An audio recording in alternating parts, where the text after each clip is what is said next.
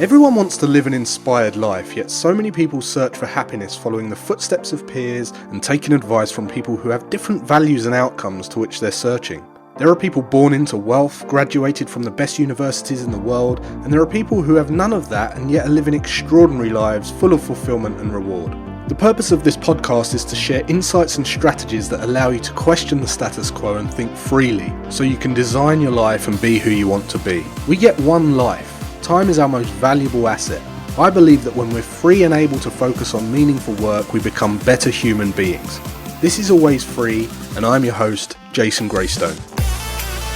Welcome to the leading podcast for financial empowerment and wealth creation. Subscribe to this podcast so you don't miss an episode. You can connect with Jason on social media and subscribe to the Jason Graystone YouTube channel for weekly videos. Don't forget to also subscribe to the weekly newsletter to receive frequent educational content and action steps to help you design your life so you can be who you want to be. For news on all future events and updates, go to jasongraystone.com.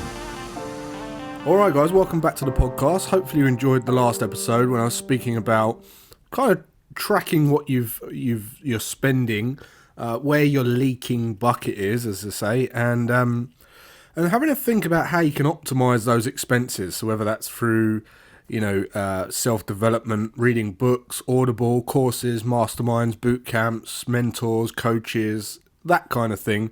And track that stuff, write that stuff down as well. And if maybe you need to save a little bit more to afford a certain thing, and you can go and do that. My private clients that I work with, I give an actual sheet to, and they can actually fill that thing in to track how much they need to get to where they want to be if they're working on self-development, if they need a mastermind.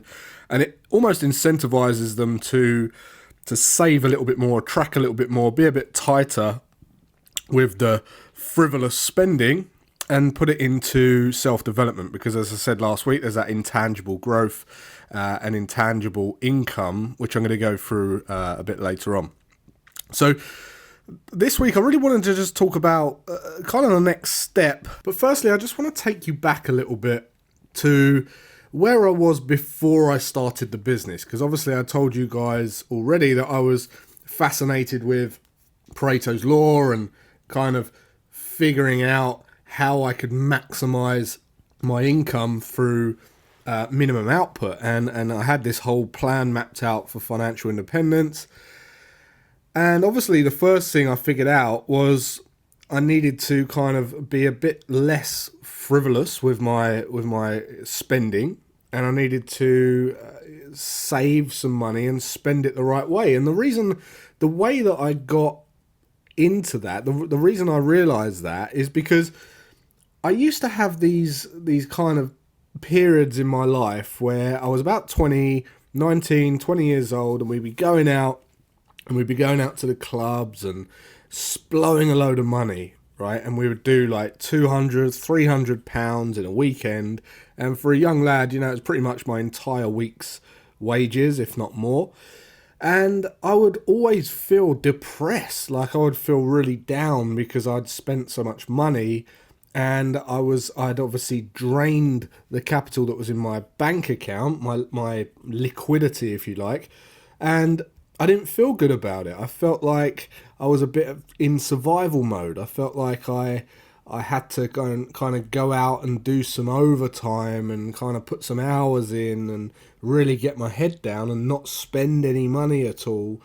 And what would happen is I'd then go out to work, and I wouldn't go out for a week or 2 weeks or 3 weeks, and I'd just do some overtime, do some weekends, get some more money in, and I'd feel good because I'd look at my bank account and it would be well over that kind of threshold that made me feel good. Everyone's got this kind of level in their bank called your financial thermostat, that level that you like to get to, and you never like to dip below. And whenever you do dip below, you kind of feel a bit poor and a bit scarce, and you try and do some overtime and get that money back. And then when you go, there's also an upper level of that, and when you go over that level, you kind of feel a bit frivolous, you feel a bit good, and you're a bit splash cash, and then until you dip back into that zone. And there's this zone that you stay within your bank. In fact, if you go and print your bank statement out now, you'll probably find that there's a very similar pattern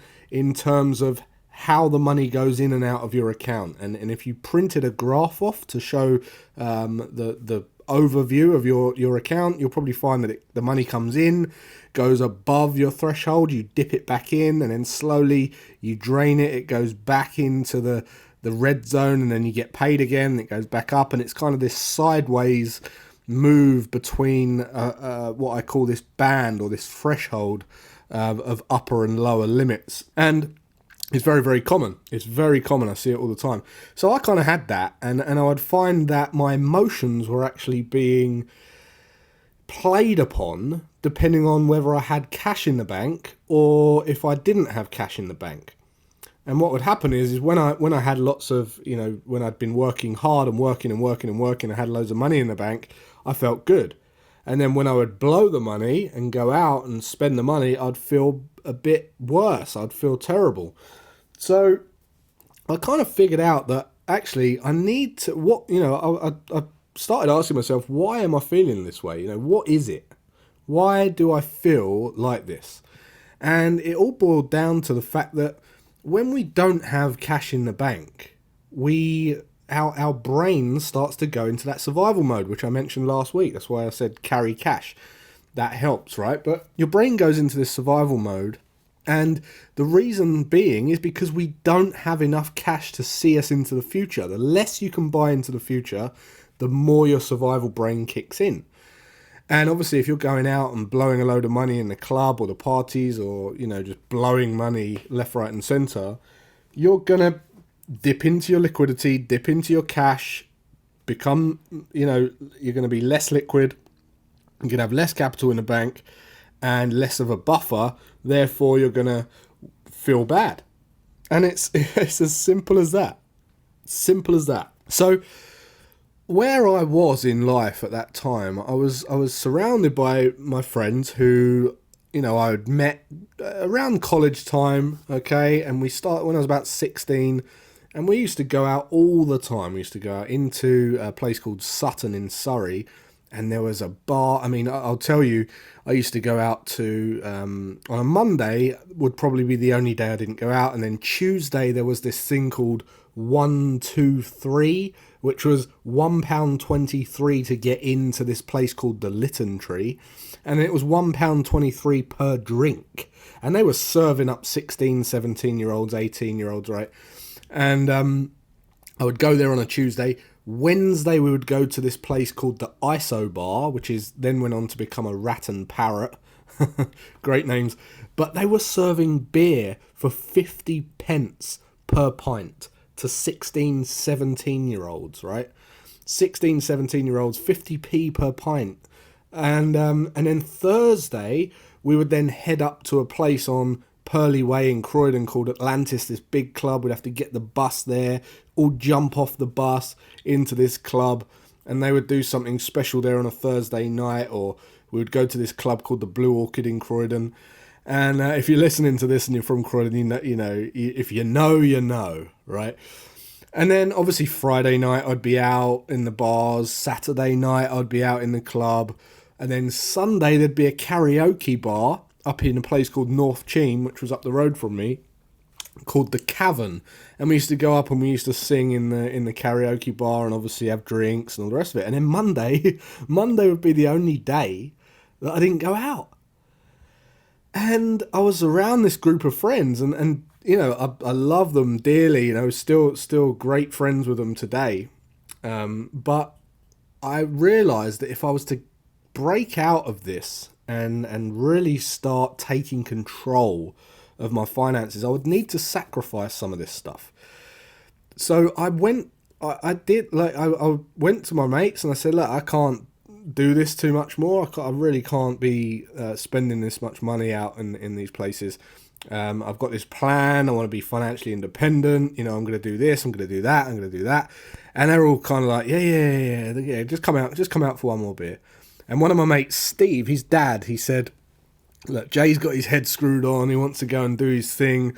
Be respectful, that he doesn't want to go out, drinking and spending money on drink. And some people do want to do that. And, my friend Steve, he loves doing that and he's happy doing that. And when we meet up, we have a great time, we have a great laugh. We meet up regularly now. But I needed to break away and sacrifice that for just a little while whilst I got my head in order. And if anyone knows me who's listening to this, you'll know that I took a drastic action and I completely moved town. I moved about 20 miles away from where everyone lived. I moved to a little town called Leatherhead. And that was drastic action, but the reason I did that was to get away from the crowd, get away from that habit so I wouldn't be able to do that. So me and my girlfriend, I wasn't even married at that time, but we moved to Leatherhead. So we moved to Leatherhead and completely got away from that crowd. The reason I did that was to build this buffer. So what I want to talk about a little bit now is just this buffer of cash, because when you have a buffer of cash, you can make better decisions. So not only in your business, but you make better decisions in life. You start to have, you know that you can survive the immediate future. You've got this cash cushion that then allows you to feel good and kind of not make any decisions out of scarcity or desperation. You can pick and choose a bit easier. If someone comes to you with an opportunity, you're not in desperation. It's like, yeah, I'll think about it kind of thing. And you can just see clearer. You can see clearer. When we haven't got money, when we've got money problems, you kind of lose, it takes the luster out of life. It's just, you're just thinking day to day. You can only see 2 inches in front of your face. Whereas if you've got a nice cash buffer and you know that you can live for 2, 3, 4 months into the future, if you lost your income today, it helps to keep you much calmer. So what I did is I went about saving around 3 to 6 months. I was trying to get to 3 months, but I highly recommend you aim for 3 to 6 months, 6 months ideally. And even better, further down the line, you want to have 12 months. But what we're talking about here is living expenses. Okay, so I'm not talking about, but I need my Domino's pizza delivery with, the extra bottles of Tango and, garlic breads every now and then. I'm talking about living expenses. So when you did your tracker, when you went through your bank statement and you looked at everything you were spending, I asked you to categorize those, and when you categorize them, I wanted them in living expenses. So that means your shelter, your food, your basic food that you need, your baseline food kind of thing, your day-to-day food, your water, and just your living expenses, your cleaning products, that kind of thing. Not my Louis Vuitton pair of shoes every now and then, not that kind of stuff, just to live. And take that figure, add that figure all up, and what you want to do is you want to aim to save around 3 to 6 months minimum as a buffer, okay? And when you have that sitting in cash in your bank account, that allows you to think a lot more clearer. It allows you to, as I say, make better decisions. It allows you to be more efficient at work because you can see a bigger picture. You're not looking at getting some overtime. You're not looking at, just kind of, trying to make day to day. You're looking holistically. You raise up and you can see things from a bird's eye view much better. And it allows you to also be more caring, more loving. So if you are providing a service, if you're dealing with customers at work, you might be frustrated because you're thinking, if this person doesn't buy this thing, I'm not going to get the commission, or I might get the sack, or I won't get paid, and that's going to come across when you're talking to those people. Whereas if you've got a big cash buffer in the bank where it covers your living expenses for 3 months, all of a sudden, your care and love is portrayed onto whoever you're dealing with in your job. So instead of, come on, mister, I need this sale, it's, Well, what is your problems? What are your problems? How can we make this better for you? Because you're not thinking about getting the cash.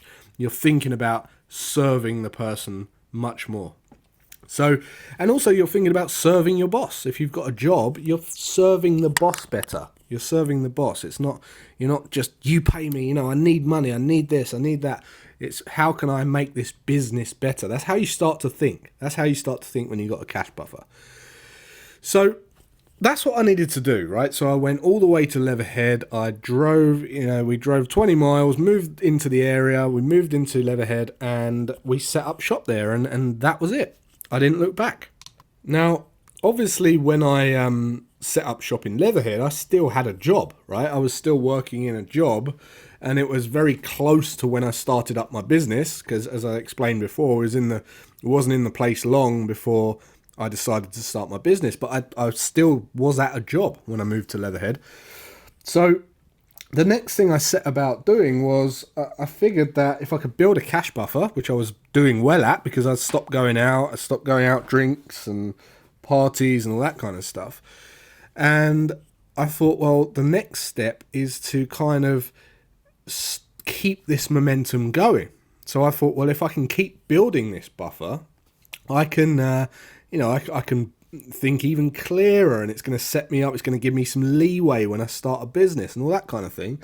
What I went about doing is I decided that every time that I got paid from my job, I was going to split up my income. And the way that I was going to split it was into 3 accounts. Now, I want you to think about this like a tax, because most people, when they get paid, the tax comes out, the employer takes the tax out, okay, and you don't even see it, so you're not too annoyed about it. It's gone, right? Until you get your pay slip, and then you look at the pay slip and you think, bloody hell, like, why do I even come to work, right? And you're looking at how much tax was taken off, and you're thinking, damn the tax man. But you moan about it, and then you carry on, you do the same thing, and the tax is deducted before it hits your account. What I want you to think about is kind of your financial independence tax, and that's where I went about setting up these 3 different accounts.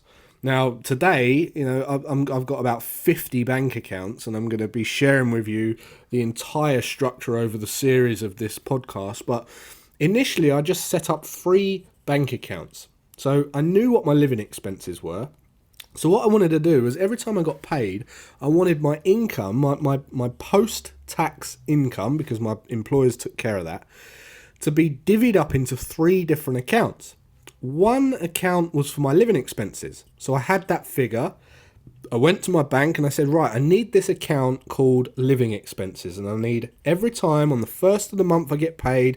So I want on the 3rd of the month, I want the cash to be divvied into, or I want this amount to be divvied into this account. And they said, that's fine, that's absolutely fine. And I said, well, can I set up more? And they said, of course you can, so you can have how many bank accounts you like. And I said, right, well, I want another bank account, okay, and this one is going to be my savings account, and I want 10% of my income to get divvied off into that account automatically as I get paid. And I said, as soon as I get paid on the 1st of the month, within 2 days, I want this shaved off 10%, which is this amount. Obviously, I had to give her an amount. And at the time, I could do that because I knew what my income was, and I wasn't going to get a pay rise and probably until 6 months, 8 months down the line, because that's just how it is when you work for someone. So I gave her the income and I said, right, can we initially set it up at this much? 10%, worked out for about 10% of my income. And I said, every time I get paid, I want the living expenses to go into that account, which was about, I think it was about £1,500 at the time. And I said, right, I want 10% to go into this account, which was however much it was at the time. And one final account, which was this development account. And I said, right, I've optimized my expenses and I've worked out that I saved about 10%. So I want to put 10% of my income into this development account as well. And what I wanted to do was build up this development account and just have an account dedicated for webinars, courses, mentorships, coaches, masterminds, boot camps and all that kind of thing, books. You guys know, I've told you before, I've read over 600 books. This is where it all started. I started just buying books out of that account.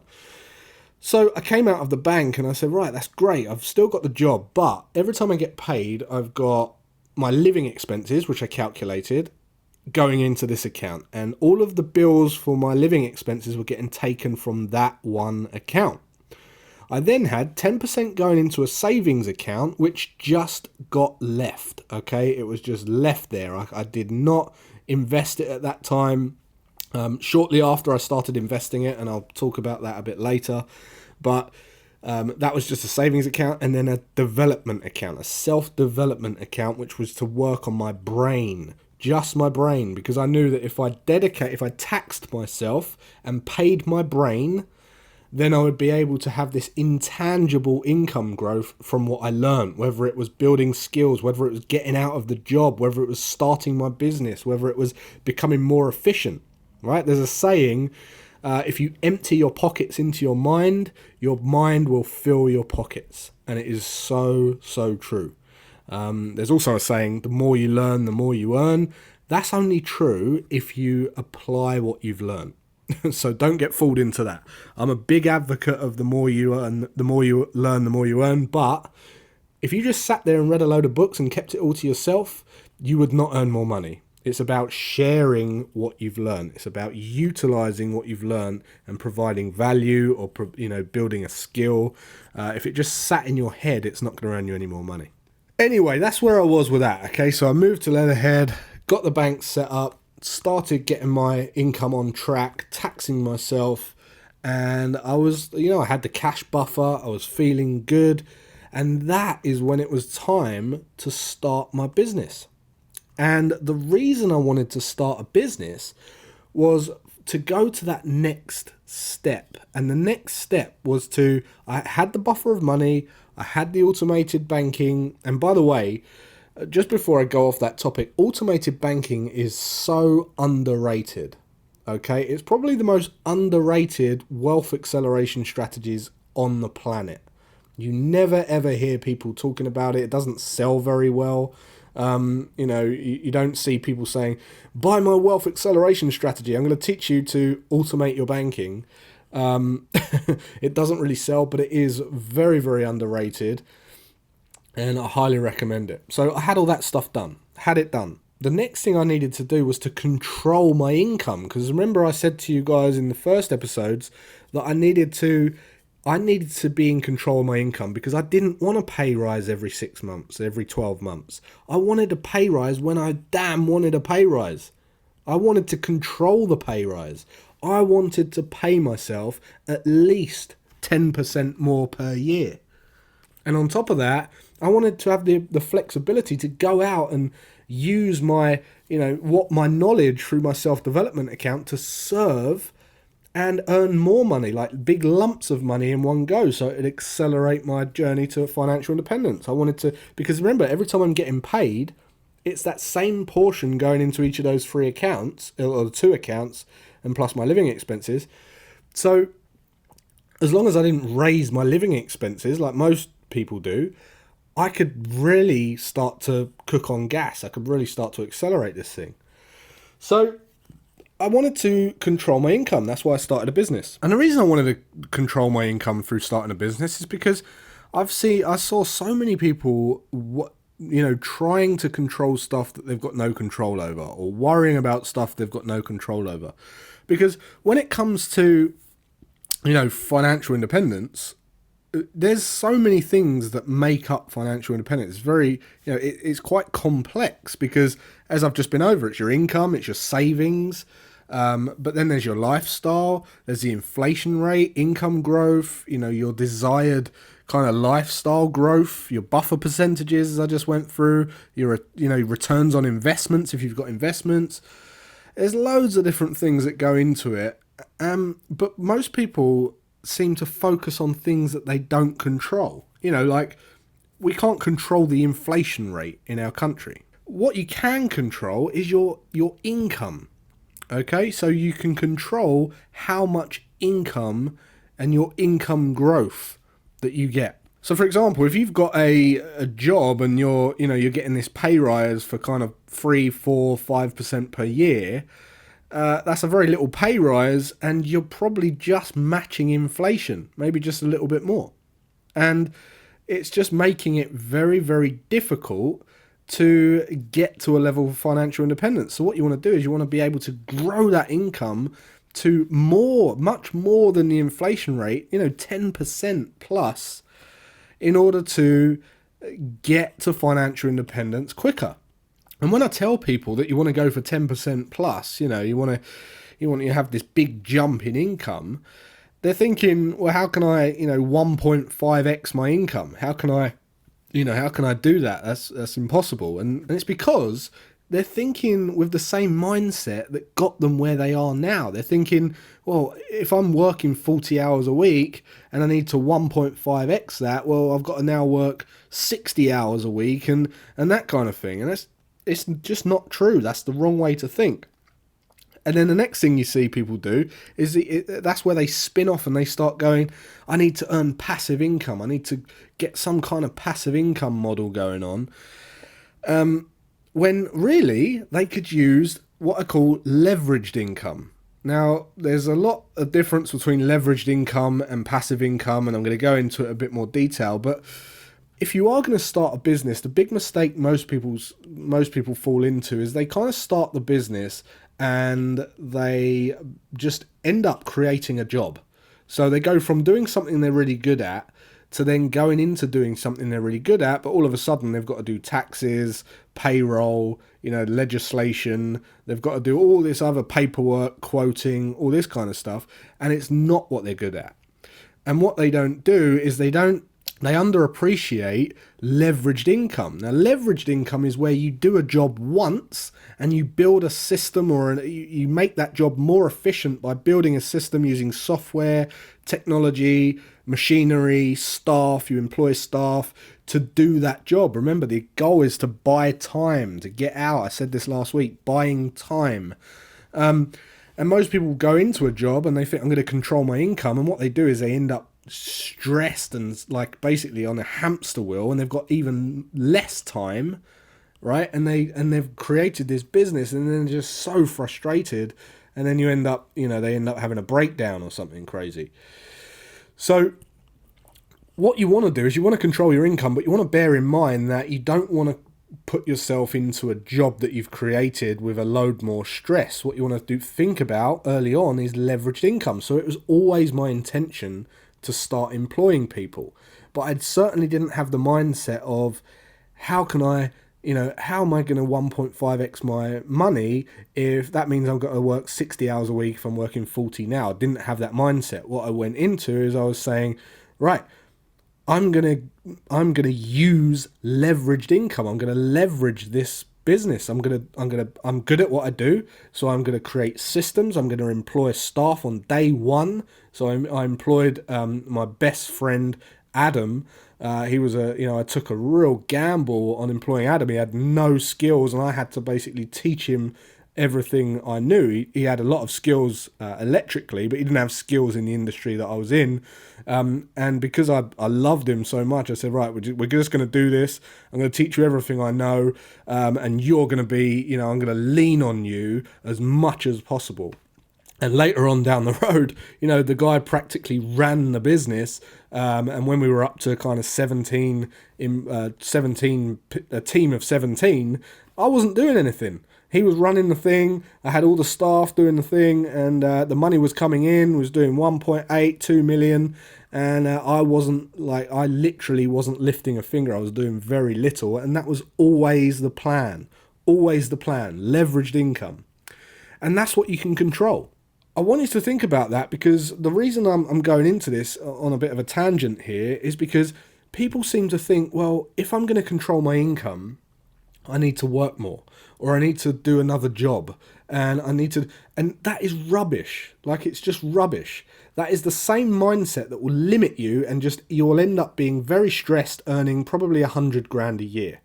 And I'll tell you, it's easier to make 200 grand a year than it is to make 100 grand a year. Because as I said, if you're earning 100 grand a year, you're still doing a lot of the work yourself. Unless you're very clever around building systems, you're still doing the work yourself. You want to pay people or systems or use technology. We've got abundance of technology these days. Better technology available to you now, or you're on the same level playing field as Coca-Cola, these massive corporations that have got the same technology. They've got the social medias, they've got the monthly subscription platforms that allow you to do your accounting and all that kind of stuff. You're on a level playing field, so you want to utilize those to go and get that leveraged income. Make your job done once, video it, write it in a manual, get someone else to do it, and buy yourself out of there. Sacrifice the trinket, sacrifice the Rolex, pay someone to do your job, and get out of the business. That's what I did. I wanted to control the business. I wanted to build a good business so that we could grow the income. I wanted to pay myself as much as possible. I wanted to get out of the business. So just to finish off today, guys, I just want you to think about this, right? So if you're thinking about growing your income and controlling your income, taking real control and growing your income, don't be asking yourself the same kind of mindset questions. You need to kind of break out of that mindset of what got you to where you are at the moment. And instead of thinking, I'll need a pay rise 1%, 2%, 3%, all you're going to end up doing, or if you're, climbing some kind of corporate ladder, all that's going to do is just keep you just ahead of inflation, and you're just going to work and work and work and work, and it's going to go nowhere. Don't worry about getting a little pay rise. Ask yourself this question: how can I double my income? How can I double my income this year? Ask yourself those kind of questions. What can I do to double my income? Find all the sources. Look at all the little jobs that you do to generate your income. Every single little job. Write it down on a whiteboard and ask yourself, how can I make that more efficient? How can I make that more efficient? Who could I pay to do that? Do I even need to do this? Is there technology that allows me to do this that I could pay for myself or get my business to pay for? Ask yourself the questions and you'll get the answers. So I'm going to leave it there. I went off on a bit of a tangent this week. I get a bit heated, but hopefully it's given you a few little light bulbs, a few little nuggets and a different way of thinking. Maybe go and set up your automated banking. Think about setting up that living expense account, the self-development account and the savings account. Get it all automated and let me know how you got on. And until next time, guys, have a great day, weekend, and I'll see you next week.